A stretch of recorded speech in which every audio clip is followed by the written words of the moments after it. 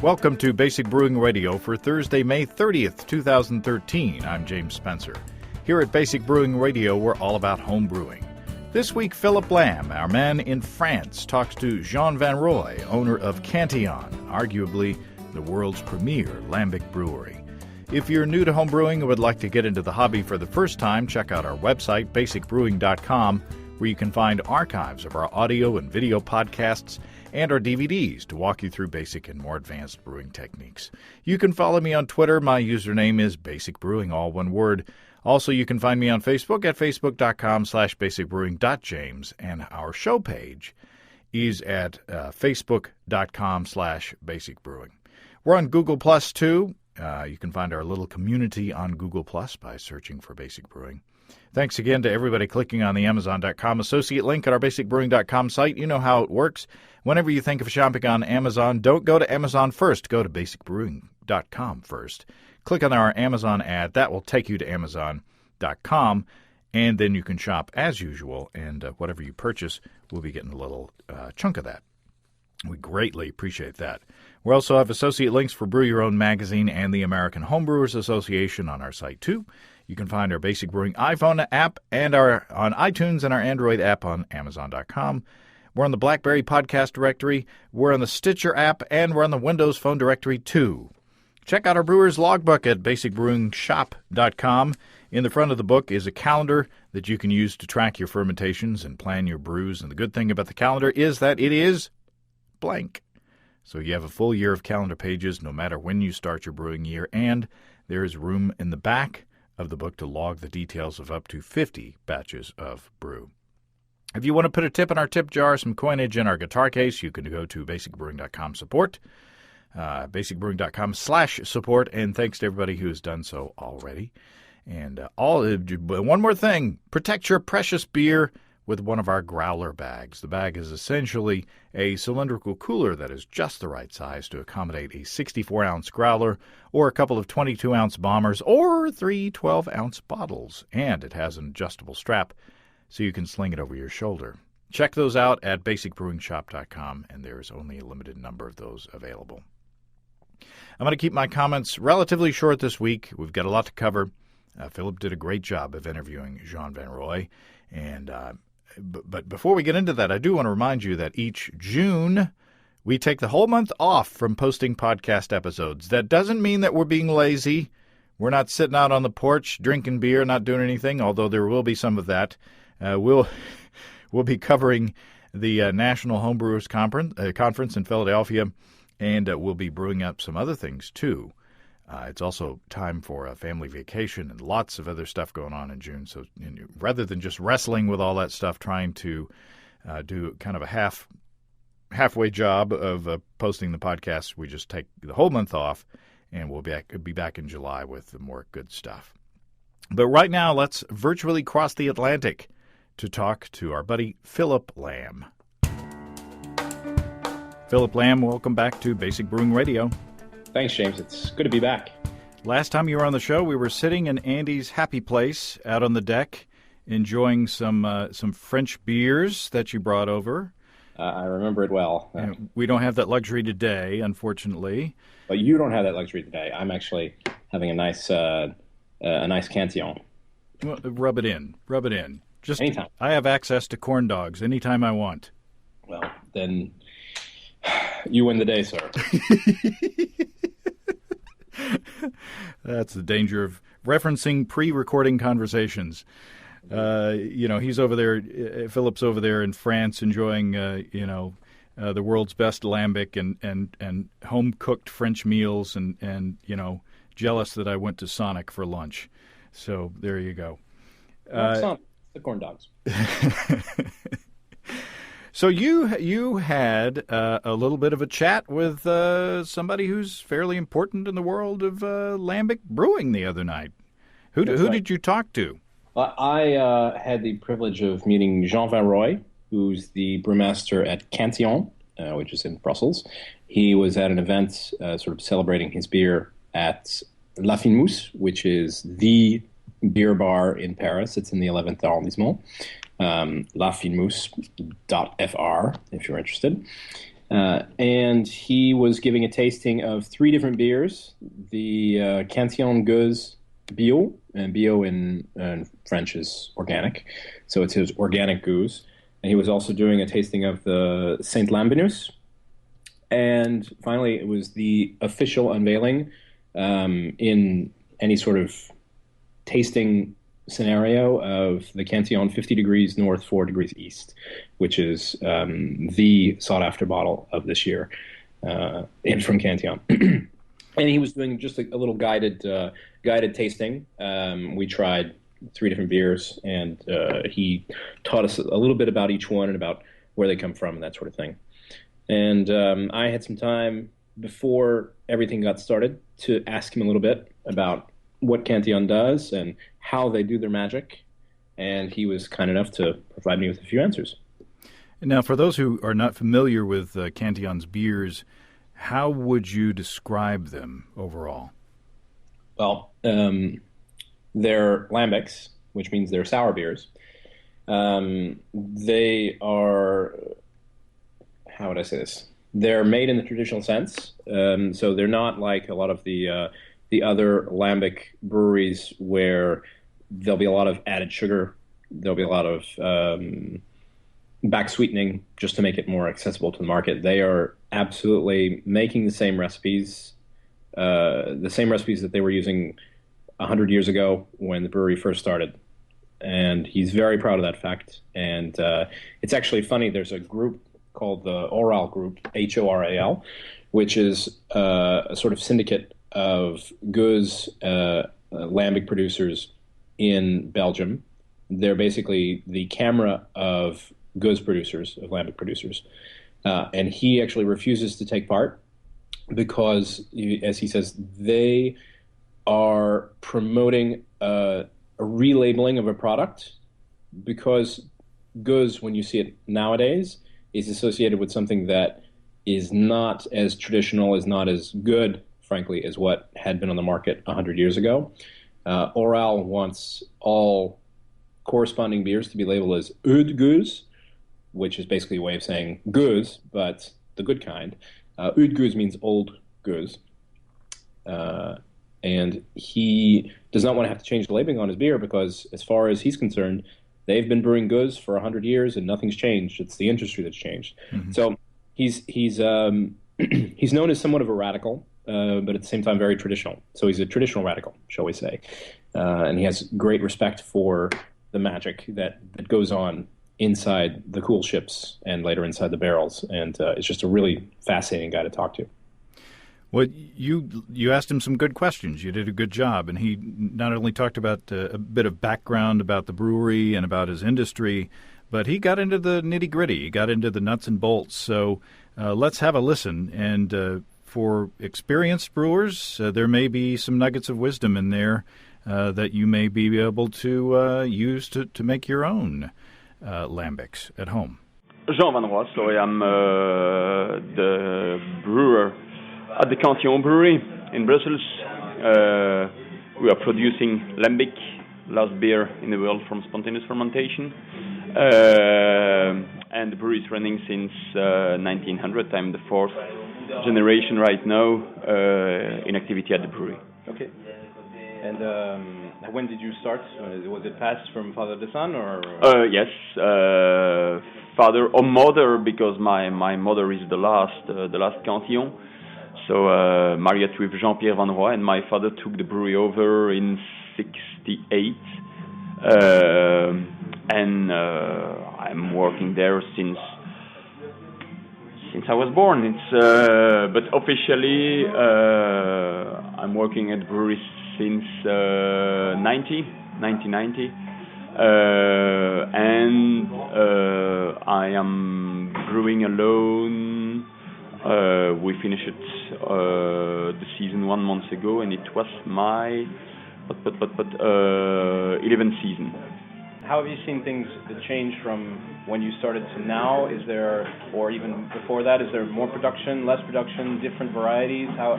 More production for sure, because the demand is growing a lot since end of the 90s, begin 2000. But first of all, mentalities changed. In the 70s and the 80s, those times were very, very difficult for beers like lambic, for beers with character in general. This time were decades for the sweet beers, for the easy products, and things changed 10, 15 years ago, and in the right way for us, because more and more people have interest for beers with character and for sour beers, and lambic is a sour beer. Do you see? I'm curious as to how much you would say your audience is Europe, well, Belgium, Europe versus the U.S. and Canada and other places like that. I think that the changement began with Michael Jackson. Michael Jackson made a lot of good things for craft breweries, and so we began to feel the changement, as I said, begin 90s, so 20 years ago. But naturally, the big changement came from North America, US and Canada, and it's because of the interest for beer coming from US that lambic is probably still alive today. US and in Europe, a bit Italy and Scandinavia. Those two countries or area play a very important role for lambic as well. But in the 70s and 80s, nobody wanted a beer like lambic. No one. It was too sour, and lambic was considered like an archaic product. And it's because of the renewal coming from US that we have know this success, I think.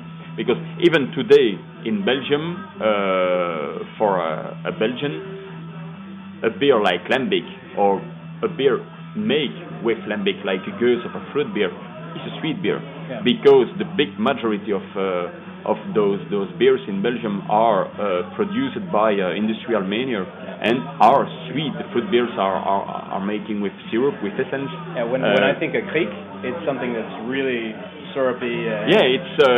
That's still the big problem. Naturally, we are producing at the Cantillon brewery a beer called Kriek Lambic. When you taste the Cantillon, it's fruity but sour, because we are working with fresh fruits, and lambic is a sour beer, and the fruits we use, Kriek is the Flemish name to describe small black and sour cherries. So at the Cantillon brewery, when we mix sour fruit with sour beer, I'm not a magician, I produce a sour beer. But today 99% of the beer called Kriek Lambic in Belgium are made without any drop lambic and with syrup and essence. And those two beers have exactly the same name. And it's surprising there's not an AOC or something to protect that. Sorry? It's not an protection AOC? No. Yes and no. You have a protection existed, if you want. It's a group called Oral, so in Flemish Oorraad voor ambachtelijke lambic, so the big council for lambic, for traditional lambic, and we don't take part of this group, because this group includes industrial breweries, so we don't want to sit at the same table than those people, because if tomorrow they have to fight to defend a type of lambic goose or fruit beers, they will defend the one with they live, and naturally they will defend the industrial one. But this group decided to build a protection and a AOC for goose and for Kriek. So theoretically, the real craft goose and Kriek have to be called Eau de Gueuse or Eau de Creek, so old one, Old Gueuse or Old Creek. But we don't use it. It's we don't want to change our own name. It's a question of would you say can I explain of morality, if you want. You know, at the Cantillon brewery, we are working with material from the 19th century. Yeah. This material is still running right now, and my great-grandfather, the founder of the Cantillon brewery, used exactly the same material. He used the same recipe, the same type of cereals. All our production is organic, so 100 years ago, cereals were probably also organic, even if the name, the certificate organic didn't exist in those times. But so we are working today exactly in the same way, with the same material, with the same type of cereals, with the same recipe. We take the same time to produce a beer because lambic needs a lot of time, between 2 and 3 years. We take actually 2 or 3 years to produce a beer, and we have to change the name of our beer. Yeah. My great-grandfather produced a beer called Gueuse or Creek. I don't understand why we have to change the name of our product to please to the industrial lambic producers. A little bit like the real ale thing in Britain, where it has to be this and this and this, and if it's not, then you it's can't. The same. The idea is going in the same way. Yeah. Okay. So you mentioned earlier that you're not a magician, but in America there's a big, as we were talking about earlier, there's a big push towards trying sour beers and Gueuse and lambic, and usually when there's something new that comes around, homebrewers take it and just develop the hell out of it, or you get styles commercially that arrive because of homebrewing. But I'm not so sure that there's the same level of attack, as it were, on sour beers, because personally speaking, for me, and I'm sure for a lot of other people, it does seem a little magical, and there's also this fear of, I'm going to make this beer, but it's going to get completely infected and it'll be impossible to drink, and that sort of thing. So, I mean, what would you say, is it possible to brew sour beers at home? Yes, sure. I think so. It's the difficulties will probably come of the volume. So your words have to cool down during the night. When we brew at the Cantillon brewery, a brew give at the end of the day, so when we pump up the wort on the cool ship, turn around 7,500 liters. It's a lot. Yeah. That's why the wort will stay in contact with the air for the natural inoculation with the airborne yeast during one night. To produce a spontaneous fermentation beer at home, it's possible for sure. A natural inoculation will be possible for sure, but the problem could be probably the time. How many times the beer will stay in contact with the air? Because when we pump up our wort, the temperature is turning around, I don't know exactly in Fahrenheit, I will speak in Celsius, 85-90 degrees. The day after, in the morning, before to fill up the barrels, the wooden barrels, the ideal temperature turn around between 18 and 20 degrees. Yeah. So room temperature. So, and to reach such a temperature, a night is enough. If people are producing at home 10, 20, 50 liters, the problem can come of the cooling down can come too fast. Okay. See you?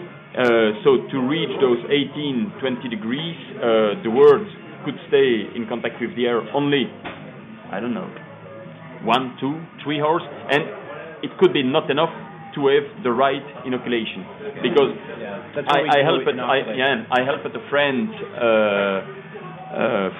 more than 10 years ago. He made some spontaneous fermentation beer in Brussels, in the commune of Forêt, Vorst, so located at 3-4 kilometers far from the brewery, and so he had no problem with the cooling. He had no problem with the inoculation, I think, but in the wooden barrel, if I remember, he produced 50 liters. The fermentation goes too fast, and the beer was ready too fast and without balance. So, but it's possible to produce spontaneous fermentation beer everywhere. And when I say I'm not a magician, I am not a magician, but the beer is magic, for sure. Do you think that it would be perhaps useful to somehow artificially heat the wort during the night with sort of a curve that reduces to artificially replicate that sort of thing? It could be. We never did it naturally because there's no need. It's no need. But yeah, I think that the time to stay in contact with the air play an important role. Yeah. So obviously, many homebrewers are not going to want to wait 3 years, or 1, 2, and then 3 years, and then blend their own lambic to get a nice goods. Mm-hmm. How would you say that people could go about getting the oak character into their beer in a sufficient way to really? We don't have a lot of oak character. Huh? We don't. Don't forget, we don't use wood. Yeah, we don't use wood for the tannin. We don't need tannin. That's the reason why in a lambic brewery or at the Cantillon brewery we never work with new barrels, only second-hand barrels, and we don't research tannin. We are working for wood because of the indirect contact between beer and the air. So lambic is an oxidative beer, and because we have some contact with the air, with the exterior, to develop those specificity and those oxidative flavors. But what about like the Vigneron or the Saint Lambinus or things like that use specific regions? Would that be? Could we take an oak stave or an oak spiral and soak it in a bottle of Latour for an hour, for a day or a week, and then add that? We research first for the fruit beers, even for the Saint Lambinus and the Vigneron. Research first what the fruits can bring to the beer, and not especially the tannin. Naturally, in the Saint Lambinus, you will find back some tannin, but some tannin coming from the grape, not from the wood. That's interesting. That's just what's left over? Could you explain a little bit about the process for making that beer? You use barrels that are from. From the beginning, from lambic. Oh, so when we fill up our wooden barrels, so the day after the brew, the lambic stay in the brewery at least one summer. So we never use a lambic before the first summer. So all the beer produced during this winter, for example, so winter 2012-2013, we don't use actually any drop lambic. So we will wait till September, and in September we will begin to use this beer, and this beer will be considered as a young beer, a young lambic, 1 year, and we conserve lambic at least 1 year, maximum 3 years, so 3 summers. The result is that we have at our disposal different types of beers to make our final product, if you want. It's not the right word, final product, because we can drink lambic as well, naturally. It's a wonderful beer, totally flat. But with lambic we will produce later other types of beers like gueuze. A gueuze is a blend of different lambic from different ages, different flavors, different aromas. So that's my work. I'm a brewer naturally, but I'm first a blender. So my work is to choose all those different lambics to try to reproduce a beer with the same touch, the same base. It's impossible to reproduce exactly the same beer. Each gueuze will be different, but the Cantillon touch, the Cantillon base have to come back each time. Okay. And so we bottle the blend. If we use the young lambic, it's because young lambic contains some sugar left for the natural second fermentation in the bottle. If we use 3-year-old lambic, it's because of the character of the balance those beers will bring in the blend.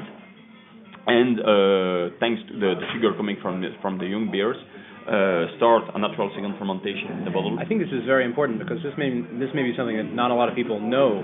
You know, why we blend beer because it gives us different properties, but it's also important to include that young beer for the residual sugars in order to have a secondary fermentation in the bottle. Sure. And time to time. Not time to time. At the end of the season, for example, so I left the brewery this morning. The crew prepared a blend, a lambic blend, but with beer from 1, 2, and 3 years, but old 1, 2, and 3 years old beer, because in September those beers will have 2, 3, and 4 years.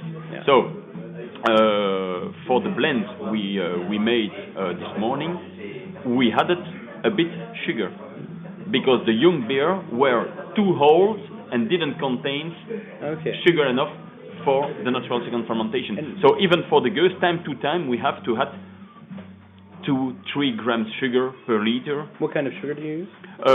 Liquid sugar. Okay. Saccharose. Saccharose. No, yeah. Okay. No, like Belgian candy sugar. No. And so, but we need naturally those sugar to start the natural second fermentation. So when we bottle the beer is totally flat, and for the goose we have to wait months, time to time, 1 year, 1 year and a half, before to have the right carbonation and to have the possibility to sell the beers. And for the fruit beer, because with Lambic we produce fruit beers as well, so we mix fresh fruits during the summer.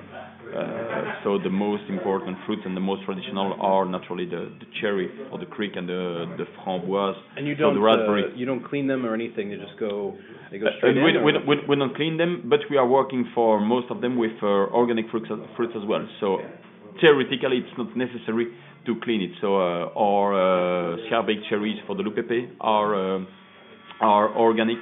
The classic crick is organic. The apricot is organic for the Fufun. Normally, next season the muscat for the vigneron will be organic, and the Merlot grapes we use for the Saint Lamb Venus is not organic, but we are working with a winemaker which is working in the right way. We know that he's not. He don't have the organic certificate, but in many cases the certification is actually really hard to get because there are very specific things that are not applying to some people. So for example, the Saint Lamb, you don't actually when you use your barrels, are they barrels from specific regions? No, we don't. I don't. For the Saint Lamb Venus, we are working with barrels and inox tank. Yeah. So for the fruit maceration, we use inox tanks as well. Stainless steel tanks. Stainless steel. Yes, sorry, stainless steel. And when we are working with barrels, we don't work only with barrels we use for the first time, because naturally when we are working with what we call new barrels, but those barrels are second-hand ones, but use it for the first time, Lambic will extract what the wood contains previously. Okay. And naturally, if it's wine barrels, and big majority of those barrels are coming from wine country, it's interesting to work with those barrels for fruit beers like Vigneron and Saint Lamb Venus, because to accentuate the wine flavors, the wine aromas. But it's not the goal we research first. But if I have the possibility to do it, I will do it without exaggeration. Yeah. So the goal is first to find the right blend between the fruit and the beer. Do you have a certain, pounds per liter, kilograms per liter that you try for fruit? Yeah, we are working for the special cuvée like Foufoun, Loupepe, Vigneron, Saint Lambinus with 300 grams fruits per liter. Okay. And for the classic, so the classic Krieg and Rosé de Gambrinus, the raspberry one, with 180, 200 grams per liter. And do you crush them? Do you slice them? Do you anything? Or no, throw them in there? only for the grapes we don't use the wood. Yeah. Naturally, so only the fruit. I don't know the name in English, égrappé. So we grapes. I think it's the same word. Yeah. You I don't know what it is. That's okay. So we take the grapes off. We take the grapes off from the piece of wood. Yeah. And for the apricot we open. So we broke the fruit in two to extract a part of the stone. Okay. We use only 50% of the stone because we need a bit this woody flavors coming from the stone and from the almond. Okay. Yeah. All right. Do you for any of yours? I tried. Garrett Oliver was in town a few months ago, and he had us try a beer that. It's one of his Ghost bottle series, so it doesn't get circulated around. It's for special events basically. But it was very interesting. What he had done was to take a barrel of I think it was Riesling, or maybe it was Gewürztraminer or something like that, and he aged, I believe it was Brooklyn Monster, which is a barley wine, if I'm not mistaken, on the lees of the wine, so that's the kind of the yeast and various things left over. Do you do any of that, or do you completely clean the barrels before you put them through, or what? Normally we clean completely the barrels, but for some special experiment we use the barrels uncleaned, and we did it last year with it's an old dream I had was to find a good barrels from Vin Jaune. Okay. So Vin Jaune is this wonderful oxidative wine coming from the French area Jura, so near the Switzerland border. And like lambic, those wine produce a pellicle to protect the wine from the air present in the barrel. But if I keep my beer during 3 times 2 times 4 years to receive the name Vin Jaune, so yellow wine, they have to keep their wine during at least 6 years and 6 months. I remember, or 8 months. And so my friend Stéphane Tissot, a great Vin Jaune producer, bring last year in February a barrel, fresh emptied and uncleaned with some lice, some sediment in the barrel, and we filled the barrel so without cleaning. And the beer is wonderful. When is that bottle coming out? Wonderful. But the beer is still in the barrel, and my goal is not to commercialize it because I will extract probably less than 200 liters from the barrel. But the beer is really amazing. It's we found back the specificity of lambic and Vin Jaune as well. It's really surprising and very, very good. Would it be worthwhile maybe for some homebrewers to try to get barrels, for example, of local wineries to try to put things? Yeah, sure. Same thing. We can. You have a very good brewery in Italy, Loverbeer. Is working on a base from beer wort and wine wort. Must. Yeah. It's yes, must you say? Yeah. So it's very original, and the results are very good. I think Sam Caljoun did that with what is it called? Del Borgo? Midas Touch. Oh. Which is a beer that he did with, I don't remember exactly what it was, but it had like some kind of ancient grape must or something in it. So, and it was you really get kind of a wininess from it. Not only the interesting thing for me is that we are working with wine sediment, wine lies contained a lot of different types of yeast, and we had a word also with a lot of different types of yeast. So they're competing.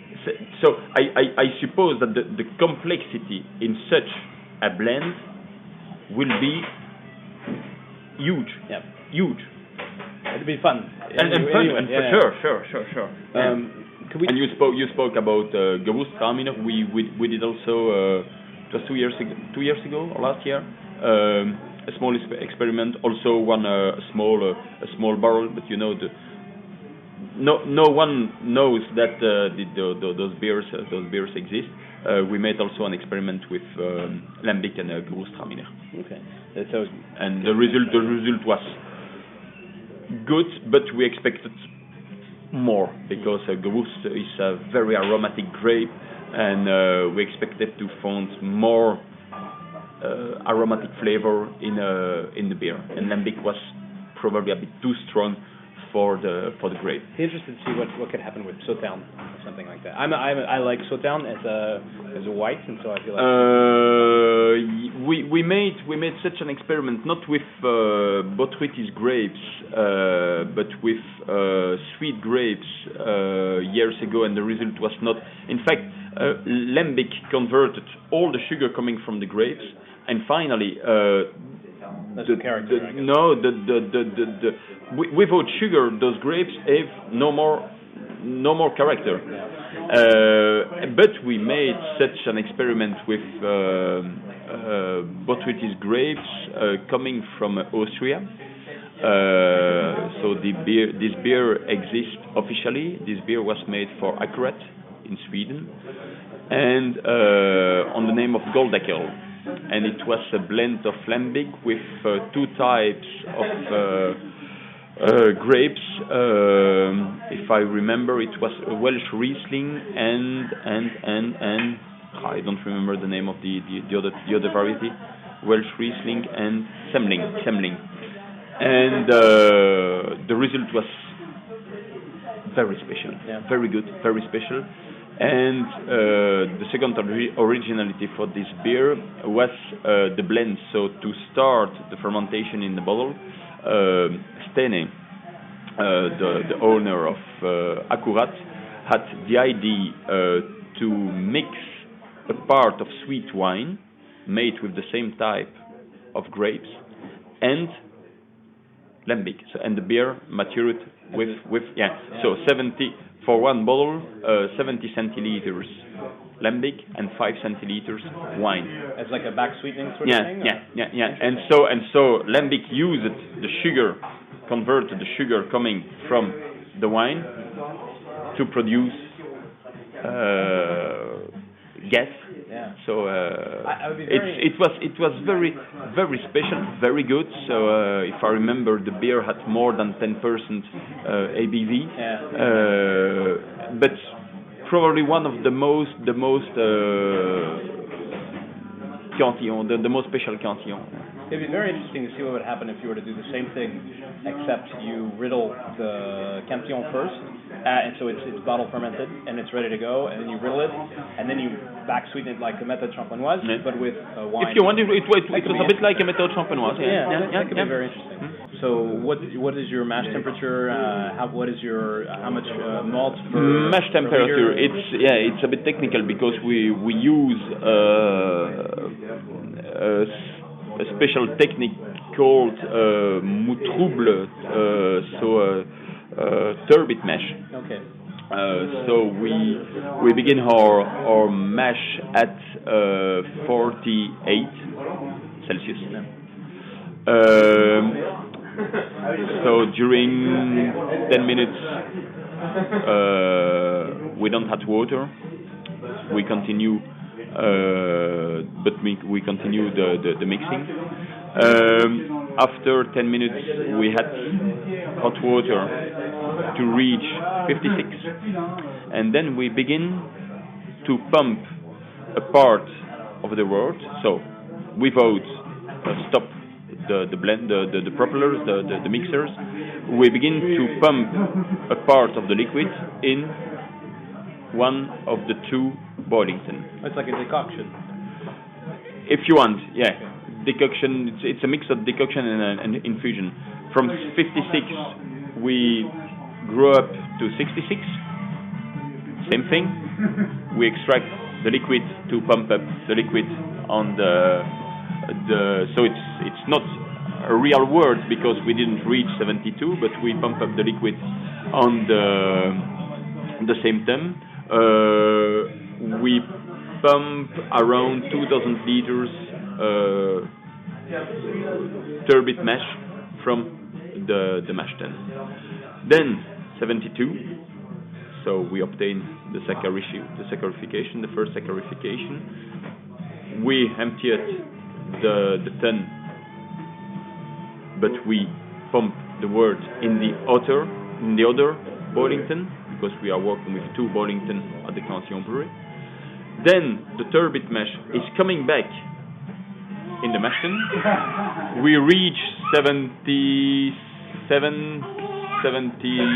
around 76, 77 degrees, and we continue to fill up the other tun. Okay, until you're ready to but we extract a lot of sugar. We begin with a wort at 14 Plato, and we end the extraction with a wort around 3.5, 4 Plato. So it's pretty dry when it comes out. Yeah. So we extract a lot of sugar.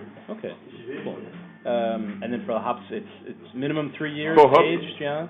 Between 2 and 3. Yeah. So I used during this season hop from the harvest 2009 and 2010. So we are working with wort with hop. Coming from European countries, Germany, Czechia, or England. For the last season, I used Alerto, Tetnang, so from Bavaria, Germany, and Saz from Czechia. These are basically there's no more alpha acid or anything. Not a lot, and they are hop with low alpha. So it's normally you have still some bitterness because we are working with a lot of hop. If you take at the end of the production, when we commercialize lambic, we extract from the barrels 5,500 liters for a brew, and we are working with 25 kilo hop.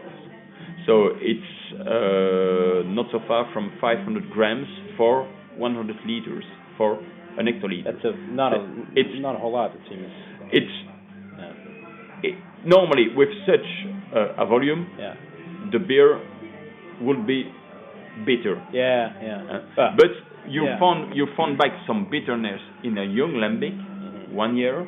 But who more you keep lambic, who less bitterness in the beer. And finally, you found a bit bitterness in a young lambic, 1 year old, but in a blend like a goose blend of 1, 2, and 3 years old, you don't find bitterness no more. Yes, maybe a bit, but it's mostly sour. Right.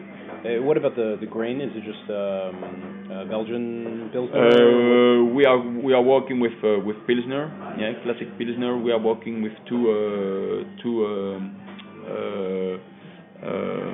malt company, Dingemans in Belgium and Schills in Germany at the Belgian border, Köln. And we are working with two suppliers for the wheat, two Belgian one in Flanders, one in Wallonia. Do you ever use any specialty malts or anything like that? Time to time for the special or for the Iris. For Iris, we are working with pale ale. Okay.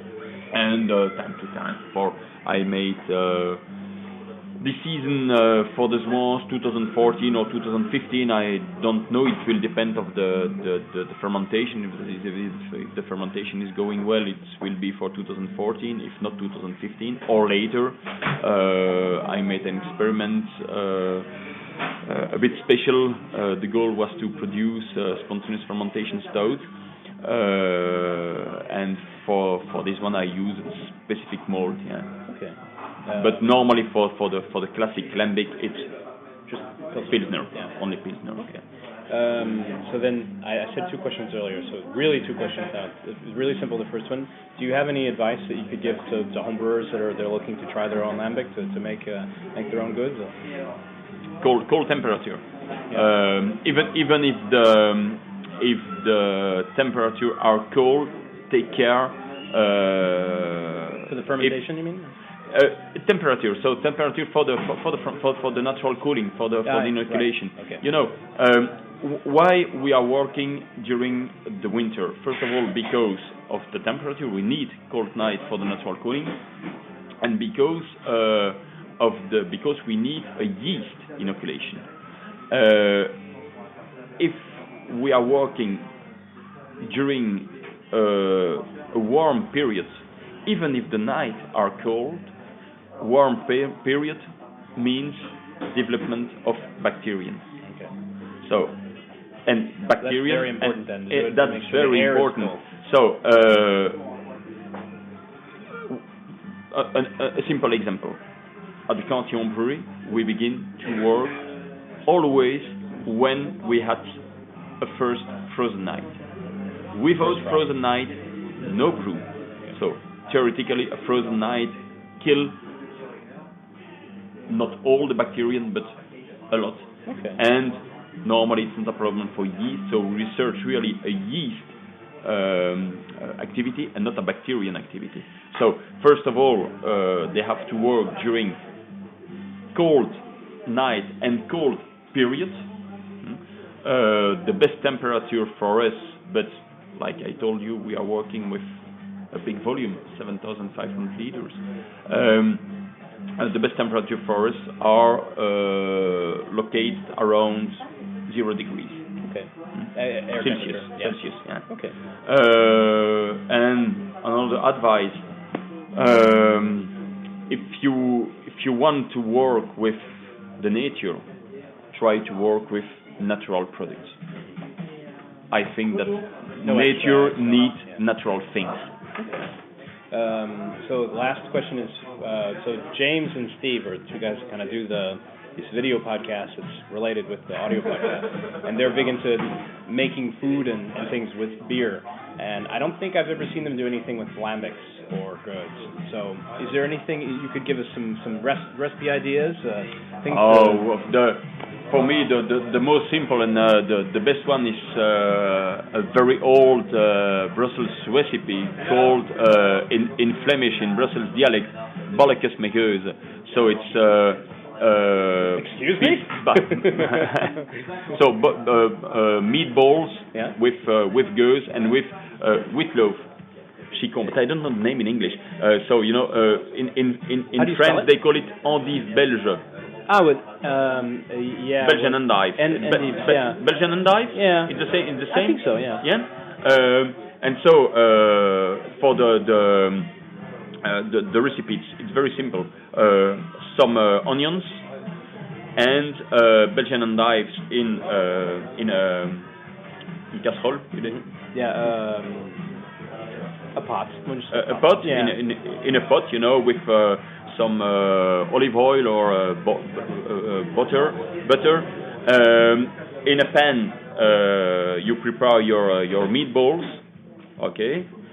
When the meatballs are ready, and when the onions and the Belgian endives are ready as well, you mix Belgian endives with you mix the meatballs in the same pot than the Belgian endives, and you add 1 bottle geuze on it.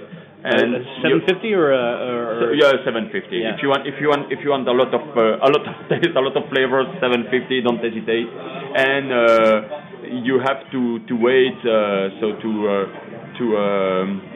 to cook at feu doux. So it's a slow flame or a low flame. Yeah. Low flame. Thank you. So low flame during at least 2 hours. Okay. Yeah, and okay. That sounds like what I'm going to make tomorrow night. Then. Yeah. What kind of beer? Which one of the Cantillon beers would you use for that? The good. Yeah, just the good. But you have a lot of recipe made with good. In fact, all the recipe where you found white wine, don't hesitate to use Gueuze or lambic. That'd be interesting. Without problem, because Gueuze and lambic are beers are not bitter, so that's it. It's a bit a problem when you want to cook with beer in place of wine. You will find back bitterness. Yeah. You don't have bitterness in the Gueuze or in the lambic. So all the recipe made with white wine, try with lambic, and you will see the result is perfect. My wife is not going to be very happy because I'm going to be cooking all the time now. So anyway, thanks very much. I really appreciate it. That's been great. My pleasure. Cheers. So good job, Philip. I think you asked some good questions that I'm going to have to listen to it again to kind of take some notes, especially on the mashing process, and kind of see how I could translate some of that into a homebrew setup. And also, come in the wintertime when it starts to get cold, I think I'm going to be setting out some wort. Yeah. I actually, one of the most interesting things that he mentioned during that interview was when he talked about the importance of a gradual reduction in temperature during the inoculation. So during that first initial process when you've run all the wort into the cool ship. I have some friends at the Pasteur Institute here in Paris, and we were talking about yeasts and microbes and things, like sometimes we do over a few beers. And I mentioned this, and I put forth the idea that perhaps the reason that large-scale lambic brewing works well is because of this massive volume, this huge thermal mass that has to be cooled down gradually just because it's so hot, it's so big, it takes a long time. And if there's maybe something in that process that allows the more heat-tolerant yeasts to set up and give them a foothold as the temperature gradually goes down, and then as that temperature is going down, different yeasts and maybe even a little bit of bacteria start to get their footholds as well. But it's more preferential because of this heat slope, as you might call it. Mm-hmm. It's preferential towards the yeasts that are producing the kind of beers that we want. So when he said it's difficult for homebrewers to reproduce what we do, I believe what he was talking about was the fact that a 20-liter cool ship is going to cool down from boiling to room temperature or evening air temperature over the course of maybe 2 hours, 3 hours. And that's not enough of a time for the beneficial yeast to get a foothold. That's just conjecture, but it's conjecture that's theoretically backed up by microbiologists from the Pasteur Institute. So I'm going to take that as absolute proof that what I say is correct. Very interesting to do maybe a little project where you set up a heat pad on your little cool ship, on your fermenter, or on your cool ship that keeps the heat, that keeps the temperature up overnight, so that you artificially stimulate this sort of massive thermal mass. You artificially stimulate this thermal mass. Yeah, it's an interesting situation where, they've been doing this for generations, this process, and they do it this way because it works, not because it's been scientifically tested. It's just that's the way they've done it over the years, and that's the way it works. And it's up to science to kind of back engineer the process and kind of figure out why it works. Yeah, I mean, you should see their brewery. It's it is not up to OSHA standards, shall we say. I mean, there are leather belts flying all over the place and dust everywhere, and not a stainless steel vessel in sight, which is actually a big how do you say that? It's actually a big contrast to what I saw at Boone Brauerei, where they just replaced all of their old school goods producing stuff with 100% stainless. It's really impressive. I tweeted a photo about that not too long ago, but and that's kind of a tease to where we will hear you next on this program, because you took a tour of Goose producing breweries and recorded some sound for us. And here in probably late July or so, we'll be coming back and talking about that. Yep, I'm looking forward to it. Now, for those who want to see you in action, there's a place that people can do that? There is. There's a new in the U.S., old, at least been around for a while in France, site called cook.com. It's not spelled the way you think. It's Qooq. Quebec, Oscar, Quebec, which is basically a Food Network light, if you will. They have a lot of different French chefs, some famous names, some not so famous names, that present recipes from start to finish. It's kind of a neat subscription service. First 15 days are free. Anyway, they had me in to do a couple of taping sessions for, is that what you say? They had me to do a taping. I don't know. What would they call it in Hollywood? Anyway. Well, there's no tape anymore, so. Yeah. People used to call it filming and then taping, and now it's I don't know, disking. I don't know. They recorded some stuff with you. There was no disking going on. I'll tell you that. And Congressman, I deny any disking charges. But they had me come in and show how to make a couple of all grain beers. So I did your brew in a bag small batch process where we had a 1 gallon fermenter and made a rye IPA. It's actually Denny Kahn's rye IPA that we made. And his name is up there on the chalkboard. And a American barley wine. And you get to see me cranking through about 5 kilos of malt, which is 5, and makes for sore arms. But that should be coming out sometime towards the end of June on the website. Well, great. We'll look for that. And we look forward to getting together again on the Tour de Goose. And I can't thank you enough for taking the time to get this week's interview. It's very fascinating stuff, and I'm sure that people will be enjoying it in the archives for many years to come. I hope it'll be useful. Thanks, Philip. Thanks. Cheers. Well, thanks again to Philip for getting beer info and a recipe to boot. And we greatly appreciate the time and knowledge of Jean Van Roy. Remember, we are taking June off from posting episodes, so we will see you in July. Until then, if you have brewing questions, show suggestions, or just want to say howdy, write to james@basicbrewing.com, or just fill out the contact form on basicbrewing.com, and please don't forget to tell us where you're from. Our new Basic Brewing growler bags are now available in our shop. Protect your precious homebrew and craft beer as you take it from place to place. As the weather warms up this season north of the equator, check out our support link where you can throw a couple of bucks into the tip jar by subscribing financially to our podcasts. Be sure to check out our DVDs, Extract Brewing and Partial Mashing, Stepping into All-Grain Low-Tech Lagering and Decoction Mashing, and Introduction to Wine Kits. You can find them all on our site. And we've got some combo deals to save you a few bucks if you want to buy more than one DVD at a time. And you can check out our Basic Brewing shirts in the store, too.